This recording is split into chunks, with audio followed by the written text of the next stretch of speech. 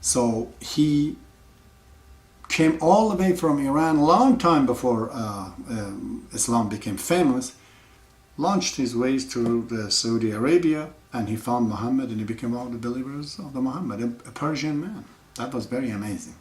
Again, he must have a definitely divine source to know this.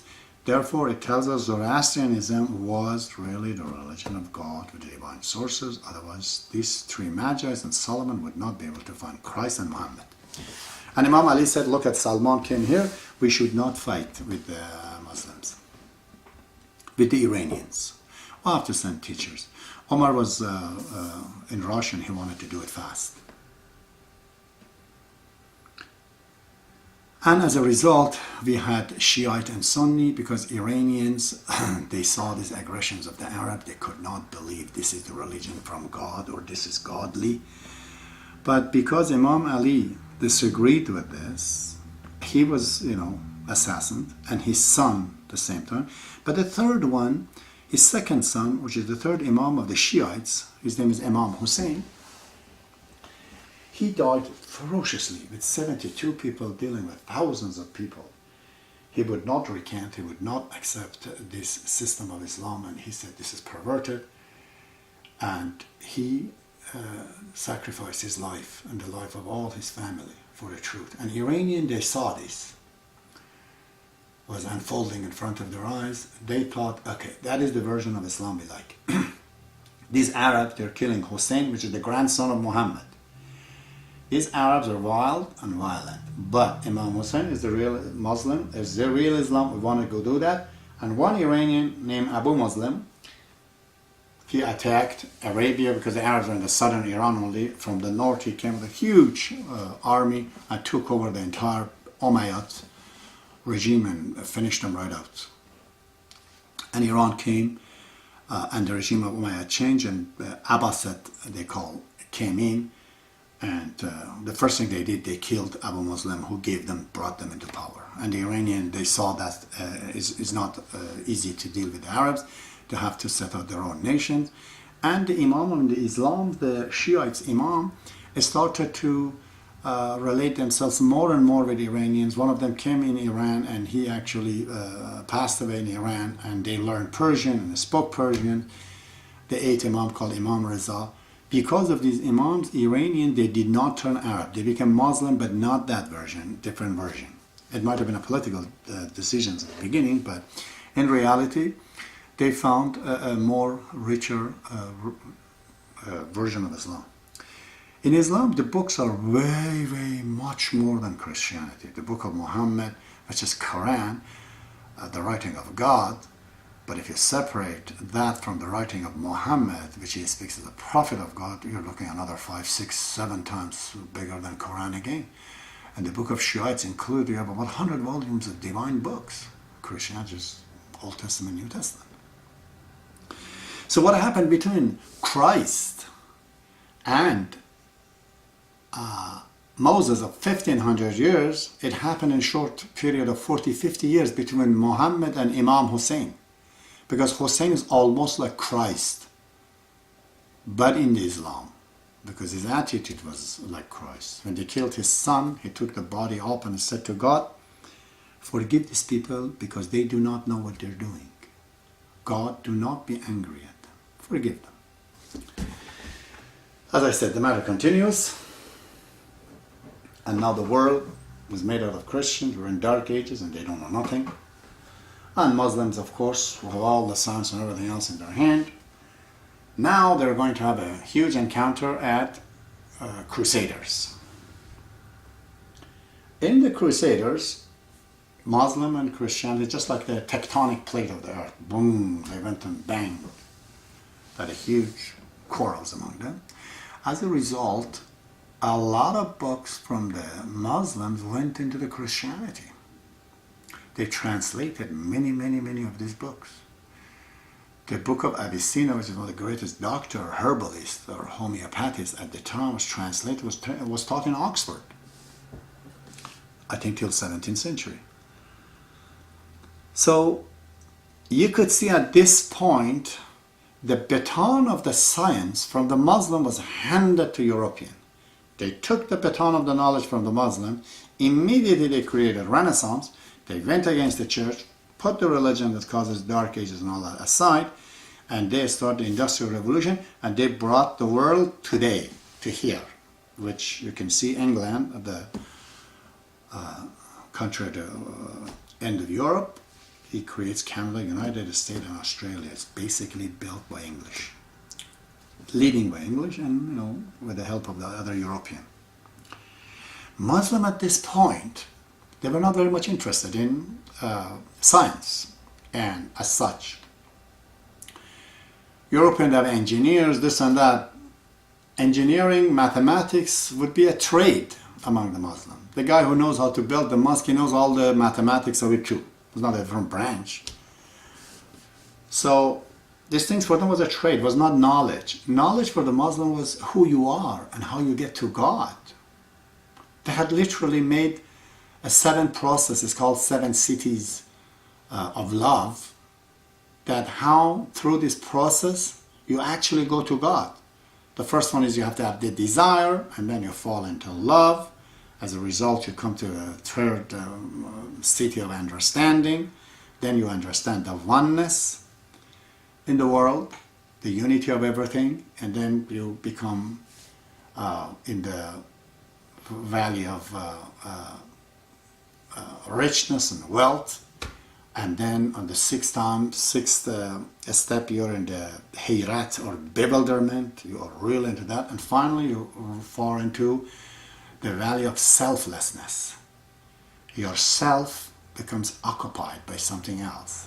Rumi explains, like a hollow reed, like a cane, that inside it gets empty and clear. The voice of the musician goes through it. God, he says, is that musician that takes this hollow reed and turns it into a pipe, and he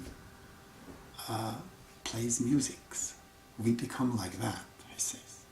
So this was the attention of the people in the Middle East, especially Iranian, who wrote extensively about this subject. Because it seems, as you continue this grand scheme, according to all the prophecies, which I did not even touch, there were supposed to be at the end, God comes. At the end of all these messengers, the prophet were in Iran. We all heard that God was created in 6 days. Actually, 6 days is 6,000 years, because a day is 1,000 in Quran, in Torah, in Old Testament, and that's reference to the Adam, to Muhammad, because Adam, Noah, Abraham, Jesus, Moses, and Muhammad, 5 at the end of Muhammadan era is 6,000 years finished. Therefore, the day of resurrection happens, and Jesus Christ will come back, or Muslim they call him Qa'im, or Zoroastrian they call him Hushidar, and the Indian they see him as 10th avatar, and Buddhist they call him Amitabha, and so on and so forth. So, because Baha'i faith, which is the promise of all the religion, happened to be happening in Iran, at the Crusaders, the Muslim, they give the baton of knowledge to the European to build up all the means, including this camera today that I speak to, materially prepare everything in the West and in the East, creates a great people, the great spirits, to be ready to help Jesus Christ or the Promised One, that when he comes to Iran, help him to rise. So when you read the history of the Baha'i faith, you see literally 25,000 followers. My God, nobody can collect that many people to sacrifice. These are not some suicidal terrorists that you know. These are great individuals with great books, great divines, great ayatollahs, that they were enchanted with Bab and the Baha'u'llah, and they offered their life. Not willingly, not wantingly, but they said, if, we have to die to spread the truth, so we will. And they were all killed. So to produce those type of people, to be able to help Baha'u'llah and the Baha'i faith and God and the Promised One, this was the work of the Iranian and Muslim in general, because the first time In Safavid, Iranians finally they created a real version of Islam with the 12 Imams, which is Shiites. And this gave rise, when Bab comes, he has great followers because they were very knowledgeable in religion, but they did not know very much of the Western societies. You know, they were not materially inclined in any which ways. So what happens now? As you can see now, these people in the Middle East, with the responsibility of the spiritual development of the human being, brought the Baha'i faith, and in the West, the baton was given to the European, and they create Canada, United States, and Australia, and the new Western civilization generally. These two together right now, they create the future of the world, where the material aspect of this universe hand in hand goes with the religion of God. So you see how this grand scheme of God worked from the time he brings Adam and Moses, and in competition everybody else dies, and it turns into religion of Judaism. It gives rise to the flower of Jesus, takes off to Europe, and the second version comes in Islam, in Arabia, from other line of Abraham. One develops into spirituality, one develops into the knowledge. It seems there is a great unity involved.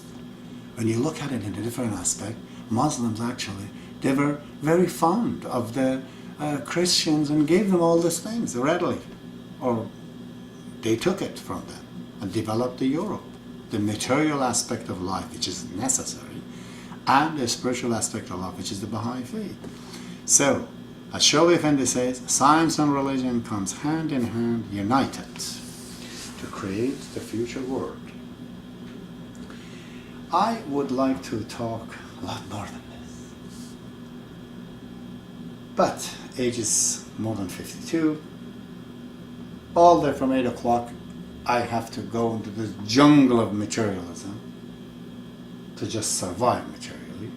And I have not found even one person that could even come and start this camera. I have to do it myself to speak to you. So this moment that I speak to you right now is the essence of my life.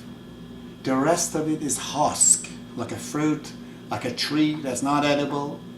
The leaves are not edible. Even the fruit itself, all of it is not edible. That little edible part of an apple is what I talk to you. The rest of me is all really a necessity, no doubt, foundation, for me so to be able to work and eat and be able to come talk to you. I don't know how useful it was, but that is how it works. So you could see this is going in all the religions. For example, in Hinduism, from Manu, we're coming down to Krishna, which would be in a way like Moses. And when it comes in the hand of Buddha, Buddha proliferates the Hinduism into a new phase called Buddhism.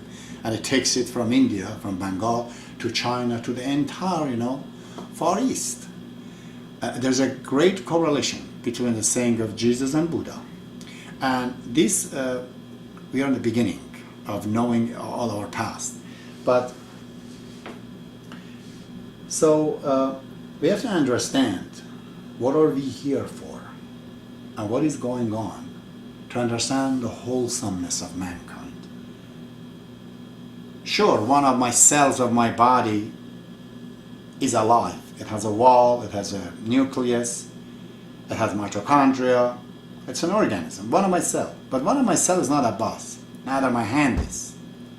If you want to create me, you have to have all these cells together to create me. We should not be like one of the cells of humanity and aware of the big picture of humanity and not being able to serve, to understand how, as Shoaib Effendi says, we are diverse but united. Unity in diversity. Unity is the big picture of humanity. We have to understand and look at it. It's all one being. But there's a diversity in it because all the cells are individual. Okay, that is my talk today. We'll see you later. May God be with you. I love you all. Thank you.